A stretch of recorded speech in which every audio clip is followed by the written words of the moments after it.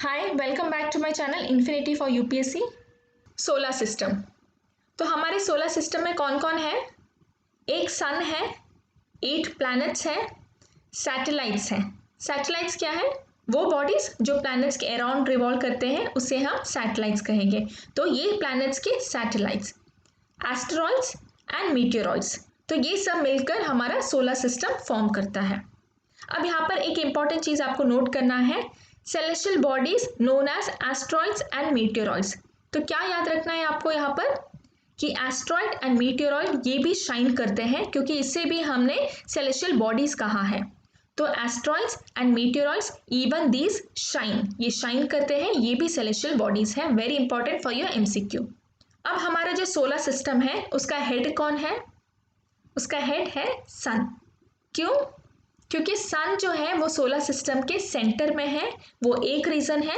Second reason है, सन का heat and light use कर ये प्लैनेट्स, ये सैटेलाइट्स, ये एस्ट्रॉइड्स, ये मीटियोरॉइड्स, ये सब कुछ शाइन होता है। तो ये दो कारण की वजह से हम सन को हेड ऑफ द फैमिली कहते हैं। तो it is at the centre and it gives light to all these celestial bodies. Next, solar system in detail. Centre में क्या है? सन है। अब ये जो 8 प्लैनेट्स हैं इसे आपको करेक्ट ऑर्डर में बाय हार्ट करना है, ये इंपॉर्टेंट है आपके एमसीक्यू के लिए। तो ऑर्डर क्या है? Mercury, Venus, Earth, Mars, Jupiter, Saturn, Uranus, Neptune. ये ऑर्डर में याद रखिए। और ये ऑर्डर किस बेसिस में है? Distance from sun, that is Mercury sun के सबसे पास है एंड नेपट्यून सन से सबसे ज्यादा दूर है। तो this is on the basis of the distance from sun. Mercury, Venus, Earth, Mars, Jupiter, Saturn, Uranus, Neptune, याद रखिए ये ऑर्डर। अब और क्या देखते हैं यहाँ पर हम? एक एस्ट्रॉइड बेल्ट है जो कि मार्स एंड जुपिटर के ऑर्बिट्स के बीच में है। So asteroid belt is between Mars and Jupiter, very important for your MCQ. अब ये जो 8 प्लैनेट्स है इसको हमने 2 डिविजन में डिवाइड किया है। एक है इनर प्लैनेट्स एंड एक है आउटर प्लैनेट्स। तो इनर प्लैनेट्स मतलब वो सारे प्लैनेट्स जो सन के करीब हैं। तो हमारा जो मरकुरी, वीनस, अर्थ, मार्स, ये जो 4 प्लैनेट्स हैं इसे हम इनर प्लैनेट्स कहेंगे एंड हमारा जुपिटर, सैटर्न, यूरेनस, नेपट्यून, इन चारों को हम आउटर प्लैनेट्स कहेंगे। तो ये था inner planets and outer planets. अब आपको और भी 2 टर्म्स याद रखने हैं, एक है रोटेशन एंड एक है रेवोल्यूशन। रेवोल्यूशन क्या है? अगर प्लैनेट्स सन के चारों तरफ चक्कर लगाते हैं उसे हम रेवोल्यूशन कहेंगे। तो सन के चारों तरफ घूमना रेवोल्यूशन है एंड अपने एक्सिस के चारों तरफ, दैट इज ये जो प्लैनेट्स है वो अपने आप में भी घूमती है। तो वो जो अपने आप में अपने खुद के एक्सिस के चारों तरफ घूमती है उसे हम रोटेशन कहेंगे। एक्सिस मतलब ये जो प्लैनेट्स हैं इसके बीचों बीच एक इमेजिनरी लाइन है जिसके चारों तरफ प्लैनेट्स चक्कर लगाते हैं। So it is a central imaginary line. Spinning time, यहाँ पर जो कॉन्सेप्ट मैं आपको सिखाने जा रही हूँ वो बहुत ज़्यादा इंपॉर्टेंट है एंड बहुत ज़्यादा अटेंशन देकर आप इसे नोट कीजिए। स्पिनिंग टाइम का मतलब क्या है? Rotation time. तो यहाँ पर ज़रा रोटेशन टाइम हम देख लेंगे। Mercury 59 days, 243 days, Earth 1 day, Mars 1 day. तो ये आपको याद रखना आसान होगा, Earth and Mars both take 1 day. Jupiter 9 hours और 10 hours, Saturn 10 hours, Uranus 17, Neptune 16। तो अगर आप यहाँ पर नोट करोगे तो आप देखोगे कि यहाँ पर कोई पर्टिकुलर पैटर्न है ही नहीं। हमने रेवोल्यूशन में देखा था कि वहाँ पर इंक्रीज होता है एंड ऑलमोस्ट डबल होता है हर बार, बट यहाँ पर कोई भी पैटर्न नहीं है। और अगर आप यहाँ पर देखते हो जुपिटर, सैटर्न, यूरेनस, नेपट्यून ये सब कुछ फ्यू आवर्स लेते हैं, मतलब घंटों में है इनका रोटेशन टाइम। एंड यहाँ पर 243 डेज, 59 डेज, इतना ज़्यादा टाइम लेते हैं। तो एक्चुअल में ये कंफ्यूजिंग है क्योंकि ये जो मरकुरी एंड वीनस है ये काफ़ी छोटा है एंड ये जो प्लैनेट्स है, जो आउटर प्लैनेट्स है, ये काफ़ी बड़े हैं। तो ऐसा क्यों है कि इनका जर्नी 10 आवर्स में कंप्लीट होता है एंड वीनस को 243 डेज लगता है? उसका रीज़न मैं आपको बताऊँ, कि अभी आप ध्यान से सुनिए। नाउ इमेजिन कीजिए कि ये एक प्लैनेट है, सपोज दिस इज अर्थ, ये अर्थ है। अब अर्थ कैसा मूव होता है? West to east. तो इनका जो मूवमेंट है ऐसा है, वेस्ट टू ईस्ट ये रोटेट करता है। अब यहाँ पर रोटेशन का मतलब क्या है? रोटेशन का मतलब है कि इस बॉडी को अपने चारों तरफ एक कंप्लीट राउंड लगाना है। अब मैंने आपको एक और बात ऑलरेडी कहा है कि हर प्लैनेट्स को, हर बॉडी को हम मॉलिक्यूल लेवल पर डिवाइड कर सकते हैं। स्पेशली एक सॉलिड बॉडी होगा तो वहां पर मॉलिक्यूल्स टाइटली अरेंज्ड होते हैं। तो अगर रोटेशन करना है इस बॉडी को, इसका मतलब है कि यहाँ पर जो भी मॉलिक्यूल्स है उन सबको भी एक कंप्लीट रोटेशन करना है। दैट इज यहाँ पर जो मॉलिक्यूल है इसे एक कंप्लीट रोटेशन करना है, यहाँ पर जो मॉलिक्यूल है इसे भी एक कंप्लीट रोटेशन करना है, एंड यहाँ पर जो मॉलिक्यूल है इसे भी एक कंप्लीट रोटेशन करना है। दैट इज हर मॉलिक्यूल अपना एक रोटेशन कंप्लीट करने के बाद ही हम कहेंगे कि इस मॉलिक्यूल ने अपना रोटेशन कंप्लीट किया है।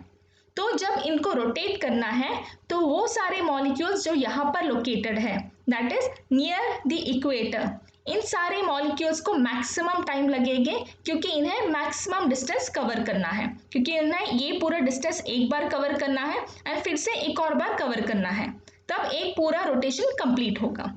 अब यहाँ के मॉलिक्यूल्स को इन्हें थोड़ा कम टाइम लगेगा क्योंकि इनका डिस्टेंस कम है। तो ऐसे जो डिस्टेंस है वो कम होते जाएगा जैसे आप पोल्स की तरफ जाओगे, एंड अल्टीमेटली आप जब पोल्स पर पहुंचोगे तो यहाँ पर जो मॉलिक्यूल्स हैं इन्हें सबसे कम टाइम लगेगा। अब आप मुझे डाउट पूछ सकते हो कि आपने इसे हॉरिजॉन्टली क्यों कट किया है, आप क्यों कह रहे हो कि इस सेगमेंट को सबसे ज़्यादा टाइम लगेगा एंड यहाँ पर सिर्फ एक टिप है, आप इसे ऐसे क्यों नहीं डिवाइड कर रहे हो, और ये क्यों नहीं कहते हो कि इस सेगमेंट को ज़्यादा टाइम लगेगा एंड यहाँ पर 2 टिप है इससे सबसे कम टाइम लगेगा। रीज़न ये है कि जो हमारा प्लैनेट है वो वेस्ट टू ईस्ट मूव करता है, तो इसका मूवमेंट ऐसा है। तो सिंस इसका मूवमेंट ऐसा है हमने इस प्लैनेट को ऐसे हॉरिजॉन्टली कट किया है। अगर हमारा मूवमेंट ऐसे होता नॉर्थ साउथ डायरेक्शन में तो हम इसे ऐसे वर्टिकली कट करते। तो ये आपका फर्स्ट क्राइटेरिया हो गया। अब सेकेंड क्राइटेरिया क्या है? सेकेंड फैक्टर ये है कि यहाँ पर जो मॉलिक्यूल्स हैं, जो इस सेगमेंट में मॉलिक्यूल्स हैं, इन्होंने बाकी सारे मॉलिक्यूल्स के साथ एक एग्रीमेंट बना के रखा है और इन्होंने सबसे कहा है कि मुझे जितना टाइम लगेगा उतना ही टाइम आप सबको लेना है। अब ये इमेजिन कीजिए कि यहाँ पर जो मॉलिक्यूल है इसे अपने चारों तरफ घूमने के लिए सिर्फ 1 सेकेंड लगता है, और यहाँ पर जो मॉलिक्यूल है इसे पूरा एक रोटेशन कंप्लीट करने के लिए 10 आवर्स लगता है। तो अभी ये सब ने अगर अपने अपने टाइम में ट्रैवल किया तो क्या होगा? तो इसका जो शेप है वो बिगड़ जाएगा, क्योंकि ये जो मॉलिक्यूल है अगर इसने अपना जर्नी 1 सेकेंड में कंप्लीट किया और फिर रोटेट कर कर यहाँ पर आकर ऐसे आइडियली स्टैंड किया, और वैसे ही सारे मॉलिक्यूल्स ने अगर अपने अपने टाइम लगा लिया, जैसे कि इसने 2 सेकेंड, इसने 1 आवर, इसने 2 आवर्स, तो ये क्या होगा अल्टीमेटली? ये पूरा ट्विस्ट एंड टर्न हो जाएगा पूरा सेगमेंट। ये सेगमेंट ज़्यादा ट्विस्ट होगा, यहाँ पर ट्विस्ट होगा, यहाँ पर, तो हर सेगमेंट की तरफ ट्विस्ट होगा क्योंकि सबने अपने अपने टाइम पर रोटेशन कंप्लीट किया है। बट आपको क्या याद रखना है कि सॉलिड कभी भी अपना शेप चेंज नहीं कर सकता और इसीलिए हम उसे सॉलिड कहते हैं। तो सिंस सॉलिड को ये कंडीशन मेंटेन करना ज़रूरी है तो इसीलिए उन लोगों ने आपस में एग्रीमेंट बनाया है कि हम सब अपना रोटेशन साथ में कंप्लीट करेंगे, वरना हमारा जो शेप है वो पूरी तरह बिगड़ जाएगा। तो अब ये मॉलिक्यूल्स क्या करेंगे? सभी मॉलिक्यूल्स 10 आवर्स लेंगे अपना रोटेशन कंप्लीट करने के लिए। अभी नेक्स्ट सिचुएशन आपको इमेजिन करना है कि ये जो बॉडी है ये एक लिक्विड बॉडी है। अब लिक्विड बॉडी का क्या क्राइटेरिया है? उन्हें अपना शेप मेंटेन नहीं करना है। एक लिक्विड बॉडी हो या एक गैसियस बॉडी हो, उन्हें ये कंपल्शन नहीं है कि वो अपना शेप मेंटेन करे। तो अब क्या होगा? अब ये जो मॉलिक्यूल है इसे कोई एग्रीमेंट बनाने की ज़रूरत नहीं है बाकी सारे मॉलिक्यूल्स के साथ। तो बाकी जो भी मॉलिक्यूल्स हैं वो अपने अपने टाइम पर अपना रोटेशन कंप्लीट कर कर वहाँ पर खड़ा हो जाएगा। तो ये जो है ये अपना 1 सेकेंड लेकर अपना रोटेशन कंप्लीट कर कर यहाँ पर खड़ा हो जाएगा।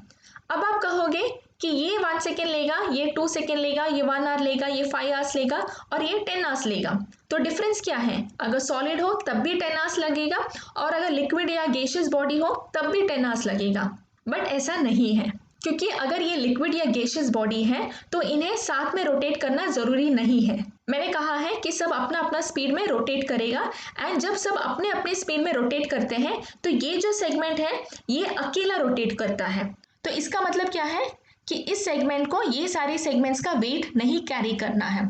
सॉलिड में ऐसा नहीं है, सॉलिड में सबको साथ में घूमना है तो ये सेगमेंट को सबका वेट कैरी कर कर घूमना है, तो इसीलिए इसे 10 आवर्स लगते हैं। बट जब इसे सभी का वेट कैरी नहीं करना है तब इसे सिर्फ 8 आवर्स लगेंगे, इसे 10 आवर्स नहीं लगेंगे। तो इस कारण से एक लिक्विड बॉडी या एक गैसियस बॉडी को कम टाइम लगता है रोटेशन करने में, क्योंकि इस सेगमेंट को सभी का वेट कैरी नहीं करना है एंड बाकी सारे सेगमेंट्स को वेट नहीं करना है कि ये सेगमेंट अपना रोटेशन 10 आवर्स में कंप्लीट करे, तब जाकर हम अपना रोटेशन कंप्लीट करेंगे।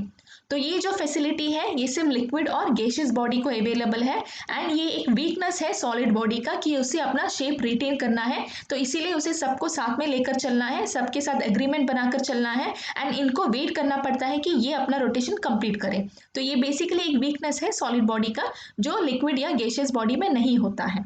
तो आई होप आपको समझ में आ गया होगा कि ये चारों को सिर्फ फ्यू आवर्स क्यों लगते हैं और इनको डेज क्यों लगता है। अब इसे 243 डेज क्यों लगते हैं ये जानने के लिए हमको मास और वेलोसिटी भी डाइसेक्ट करके सीखना होगा, बट अभी उतना सीखना ज़रूरी नहीं है। आप सिर्फ इतना समझ लीजिए कि इनका जो कॉम्पोजिशन है ये सब कुछ सॉलिड है तो इनको ज़्यादा टाइम लगेगा और ये लिक्विड और गैसियस बॉडी होने के कारण इनका टाइम कम है, जबकि ये तीनों इन सब के कंपैरिजन में बहुत बड़े हैं, फिर भी इन्हें सिर्फ फ्यू आवर्स लगते हैं। So I hope this concept is very clear now. So that's all from my side for this topic. Please like, share and subscribe this channel if it is helping you, and I'll be back with the next video very soon. Thank you so much.